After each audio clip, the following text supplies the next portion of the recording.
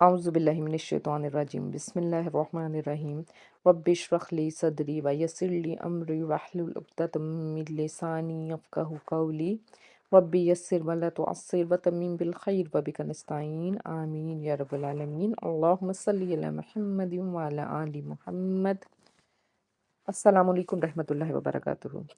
आज हम सूरतुल बकरा की आयत नंबर 19 का दूसरा हिस्सा करेंगे। एक बार इसको पढ़ लेते हैं।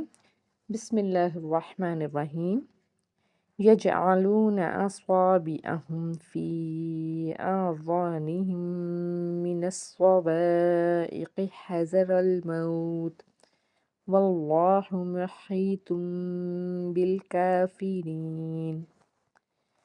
सबसे पहले इनको हम हिज्जों के साथ पढ़ेंगे। बिस्मिल्लाहिर्रहमानिर्रहीम।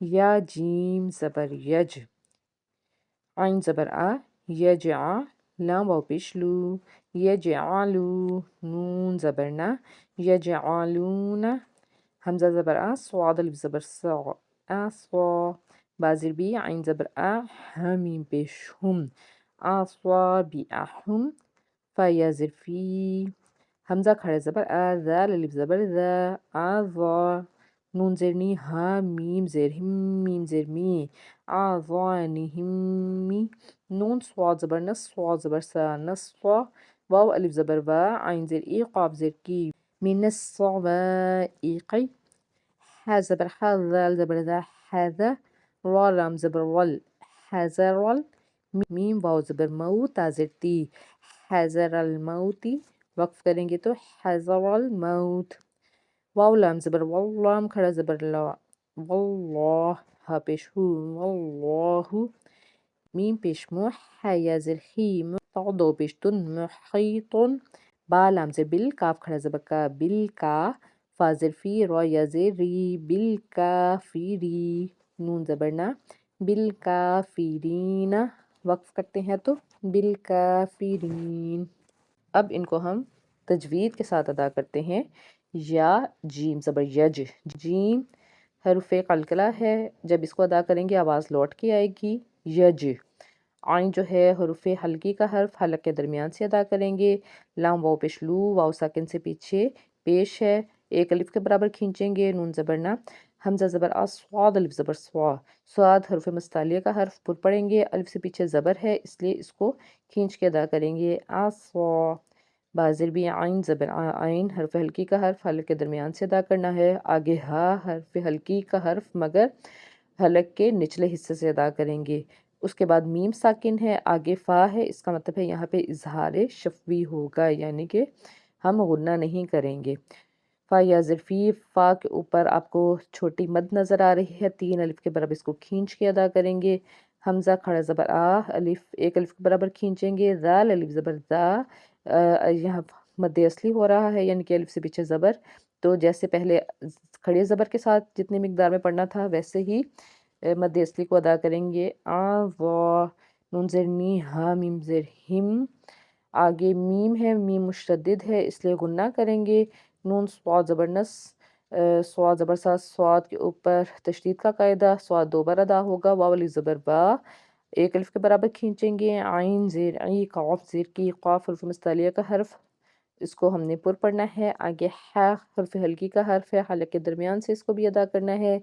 ज़ाल ज़बर ज़ा, वा लाम ज़बर वल, वा को पुर पढ़ेंगे क्योंकि उसके ऊपर ज़बर है। मीम वाव ज़बर माऊ, यहाँ पे वाव लीन का कायदा है, मारूफ तरीके से अदा करेंगे। ताज़रती हैज़रल मऊती, वाव लाम ज़बर वल, लाम खड़ा ज़बर ला, वल्लाह पेशहू, वल्लाहु, लफ्ज़ अल्लाह से पीछे अगर ज़बर हो तो उसको हमने लाम को पुर पढ़ना है, ठीक है। मीम पेश, मीम पेश में है या ज़ेर ही, या साकिन से पीछे ज़ेर है इसलिए एक अलिफ के बराबर खींचना है। मुही, तो जो है वो हरूफ़ मुस्तालिया है, उसको पुर पढ़ेंगे। मुहीतुन, मुहीतुन, लाम ज़ेर बिल, और इससे पहले देखें कि आपको तो के बाद एक छोटा सा मीम नज़र आ रहा है। जब भी नून साकिन या तनवीन के बाद हरफ बा आ जाए तो फिर हम इकलाब का कायदा अदा करते हैं, यानी कि एक तो यहाँ पे गुन्ना होगा, दूसरा जो नून की आवाज़ है वो मीम में तब्दील हो जाएगी।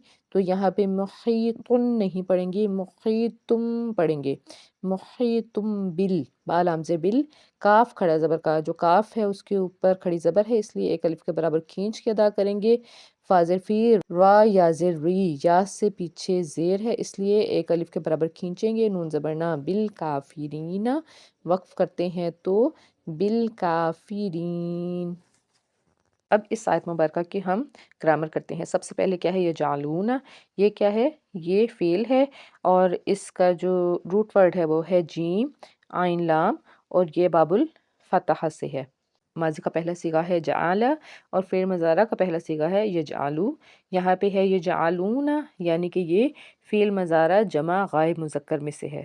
اصابعہم مرکب اضافی، دو حصوں میں ہے نا، اصابعہم، اور جو پہلا حصہ ہے وہ بیسیکلی ہونا چاہیے تھا حالت مرفوع میں، کیونکہ اس کا اصول ہے جو مضاف ہوتا ہے وہ حالت مرفوع میں ہوتا ہے، مگر یہ اس لیے حالت نصب میں ہے کیونکہ یہ مفعول بھی ہی ہے۔ اس کی جو واحد ہے وہ بنتا ہے اسبعن، اور یہاں اس کو ہم دیکھتے ہیں کہ یہ جنس میں مذکر ہے، عدد میں جمع ہے، وسط میں نکرہ ہے، اور اعرابی حالت اس کی منصوب ہے، ٹھیک ہے۔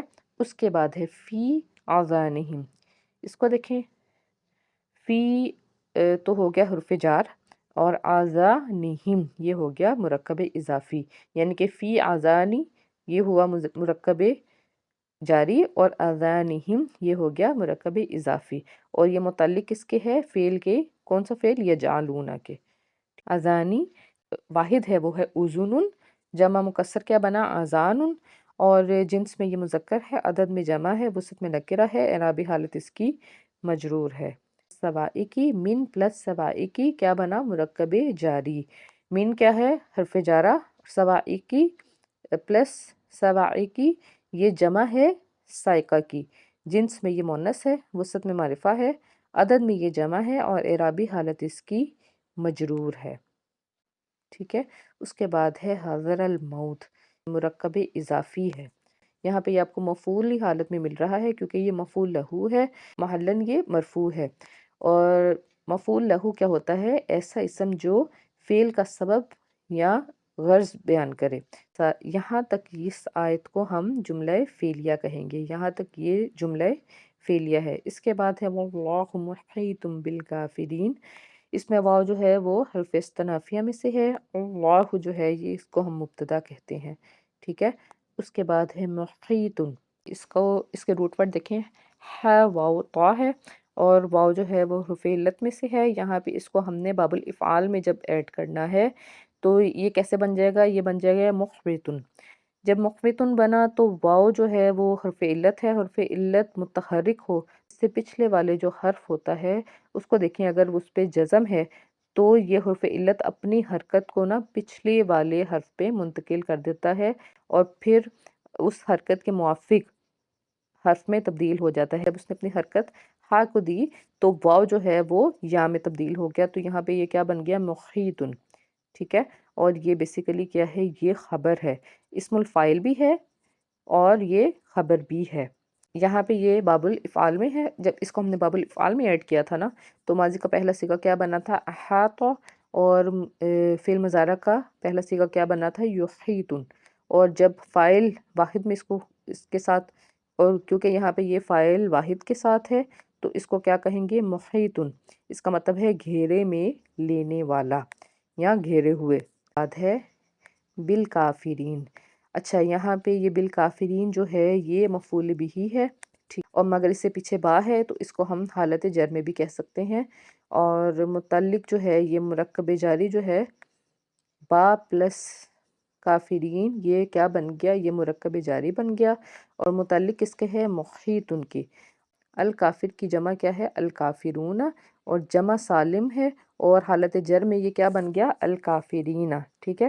جنس میں یہ مذکر ہے، عدد میں یہ جمع ہے، وسط میں معرفہ ہے، اور اعرابی حالت اس کی مجرور ہے۔ لفظی ترجمہ دیکھتے ہیں گرامر کے حساب سے، یجعلون کیا ہے، فعل، اس کا مطلب ہے وہ ٹھونستے ہیں۔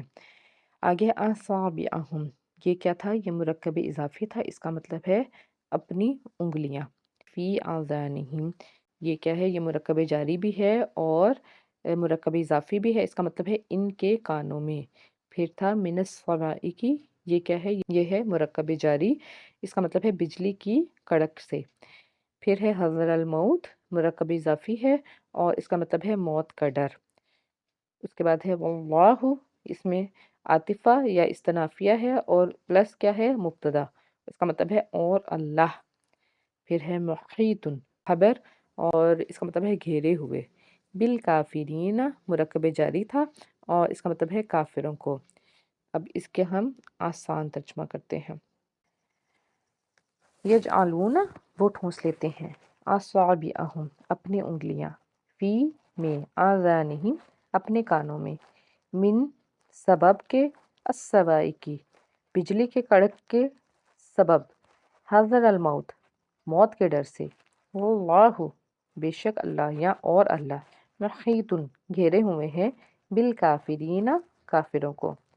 بامحاورہ ترجمہ کیا بنے گا؟ وہ اپنے کانوں میں اپنی انگلیاں ٹھونس لیتے ہیں کڑک کے سبب، موت کے ڈر سے، اور اللہ کافروں کو گھیرے ہوئے ہے۔ اس آیت مبارکہ کی تفسیر کو پڑھنے سے پہلے ایک بار آیت نمبر 19 کا مکمل ترجمہ دیکھتے ہیں۔ یا جیسے آسمان سے موسلادھار بارش جن میں تاریکیاں ہیں، گرج اور چمک ہے، اور وہ موت کے ڈر سے کڑکنے والی بجلیوں سے اپنے انگلیاں اپنے کانوں میں ڈالتے ہیں، اور اللہ تعالیٰ کافروں کو گھیرے ہوئے ہے۔ ان لوگوں کے بارے میں بیان کیا جا رہا ہے جو اسلام لانے کے بارے میں ایک بے چینی کا شکار تھے۔ جب اسلام کی حقانیت کے دلائل سامنے آئے تو ان کے دل میں اسلام کی طرف رجوع ہو گیا، مائل ہو گئے اور اسلام کی طرف بڑھنے لگے۔ لیکن جب اسلام احکامات اور ان کو ذمہ داریوں کا پتہ چلا اور حلال حرام کی باتیں ان کے سامنے آئیں تو وہ اپنی خود غرضی کی وجہ سے رک جاتے، یعنی کہ اپنی مرضی کی باتوں کو وہ سمجھنا چاہتے تھے، اور جو ان کو اسلام کی باتیں ان کی نظر میں پسند ان کو نہیں آتی تھی وہ اس ٹائم پہ بے چین ہو جاتے تھے۔